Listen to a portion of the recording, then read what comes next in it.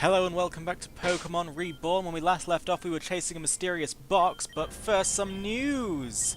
Ingrid has been replaced with Mancrick, so here's the introduction. He is a sassy Mankey and defiant, which is an incredibly useful ability to have. You'll see it come in handy later, or maybe you won't, I can't remember what I've actually recorded. But either way, what Defiant does is that every time a stat is lowered on a Pokémon, it raises that Pokémon's attack by 2. Which is just amazing. So there you go, I have navigated this little puzzle and got a Moonstone. Don't know what sort of Pokemon I'll be catching in the future that necessitates such a stone, but either way I'm looking forward to meeting it. Sometimes I talk to this box.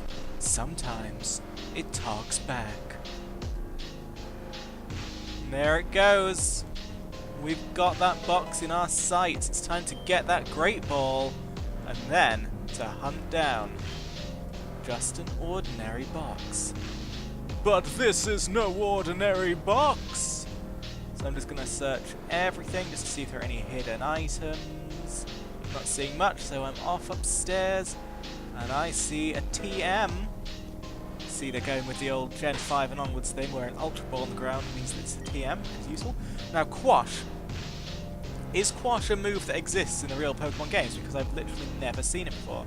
I mean, maybe it is a new move, maybe it's some sort of Gen 6 move that I've just, you know, not had the opportunity to see, but either way, Quash is interesting. Now, I don't know if it makes your move go last just that one turn, or if it makes the enemy's move go last every turn, but presumably it has to be every turn, because otherwise it has literally no value at all. So, essentially we're still hunting for boxy clues and just running into Makuhitas by the bucket load.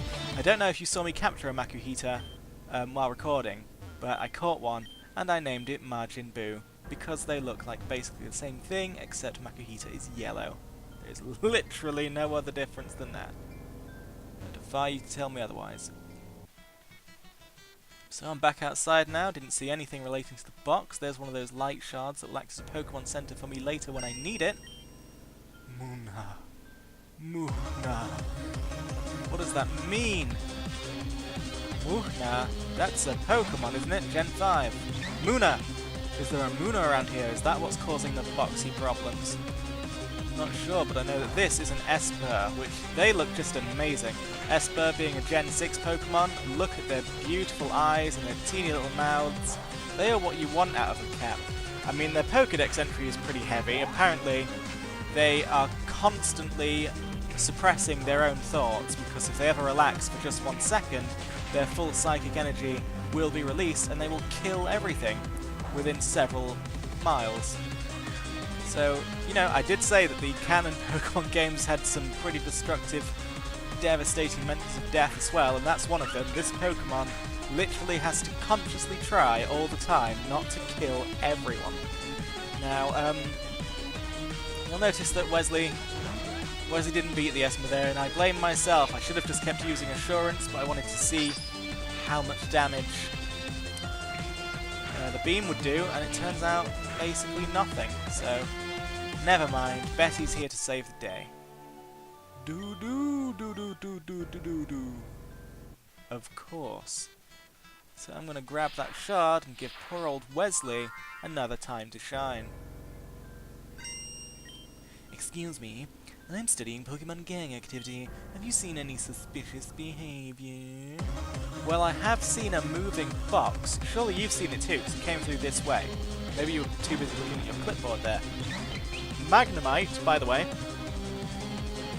Magnemite and Magneton are some of my favourite electric types, probably because when I was a child I had a Magnemite toy that was just, I think it came out of a Happy Meal or something, but either way it was the best toy ever. It was pretty decently sized. You get a good handful of Magnemite. It had some nice weight to it. If you threw it at someone it would hurt them. And it was just an all-around brilliant Magnemite, and I loved that Magnemite, and now I love all Magnemites and Magnetons. Not really sold on Magnezone, because they just look so wildly different, you know, being a flying saucer thing. But luckily, there are ways to make Magneton and not Magnezone work out in the what? the competitive scene. So yes, back when I used to do proper battles in Shoddy Battle, in Pokemon Showdown, even online actually, back in the real Pokemon games, like I said, I did once or twice breed a team of Pokemon that were good at battling online, and Magneton was part of those. And they kicked ass. I don't think a lot of people were expecting Magneton. They didn't really know what to do with it, and I was just zapping people left, right, and centre.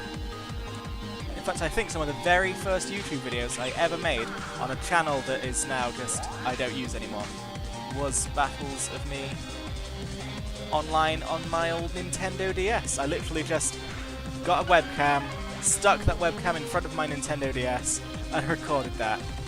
It was it's pretty high-tech stuff. As you can see, I've now moved on to bigger and better things without ever actually spending a penny.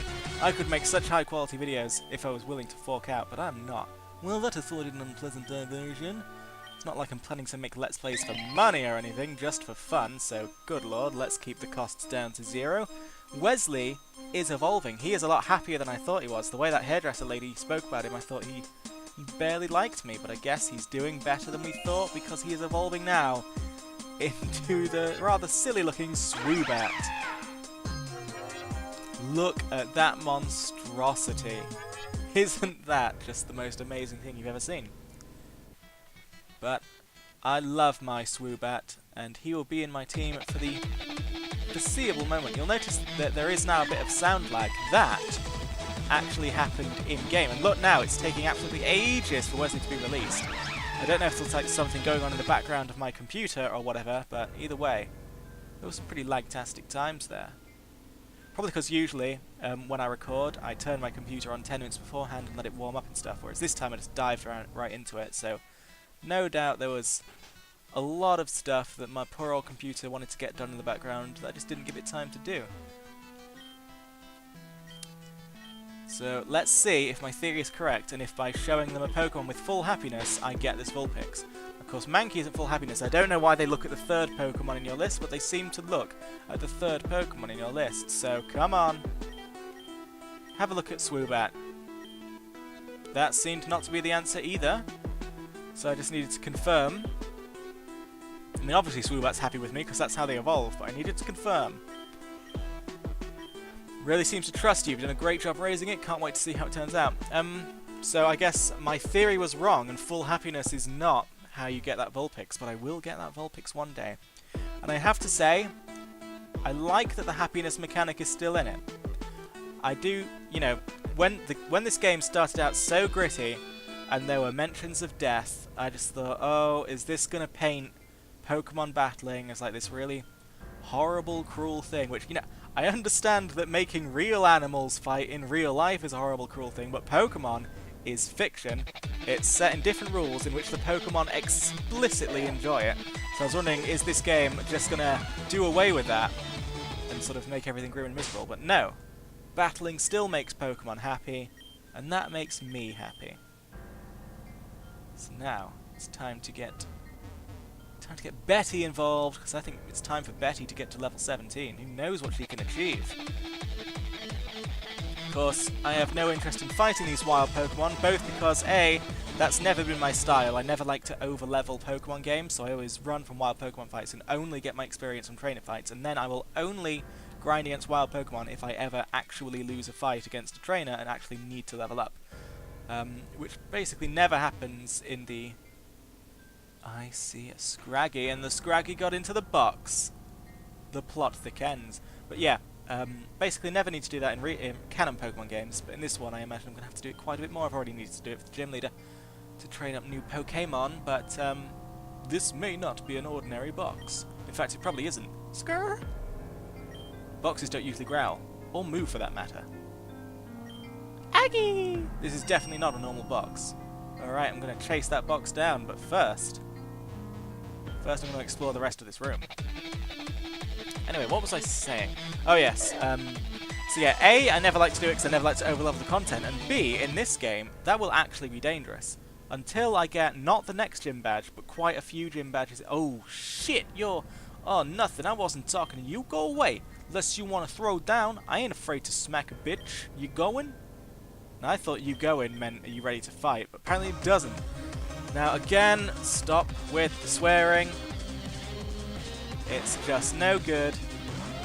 But at this point, I'm just repeating myself. This game's going to swear. I just need to get used to that fact.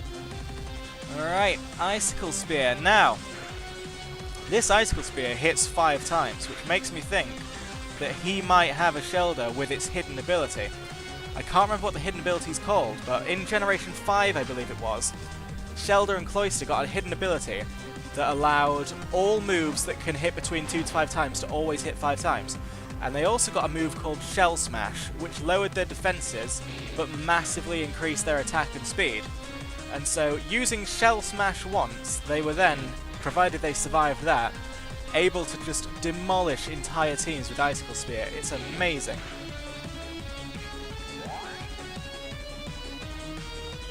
Of course, it's easily countered, you just have to defeat it before it starts Icicle Spearing, which is of course easy to do because it's a water/ice type, and there are plenty of electric moves and fighting moves and all that sort of stuff in the meta, so it's a high risk, high reward strategy, and not one that I've ever bothered to go for myself, but it does feel damn good when you pull it off.